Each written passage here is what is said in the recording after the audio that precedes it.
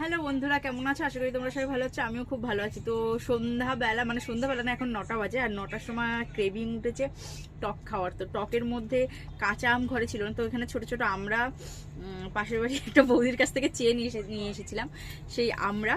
আর এখানে দেখো লাল লঙ্কার গুঁড়ো, এখানে নুন আছে, দেখতে পাচ্ছ কিনা বলতে পারবো না, ঠিক আছে? তো দেখো এবার ভালো করে দেখো, এখানটায় নুন আছে, এখানটায় লঙ্কার গুঁড়ো আছে। তো এই নুন আর লঙ্কার গুঁড়ো লাগিয়ে দেখো, আর একটু লাগাচ্ছি।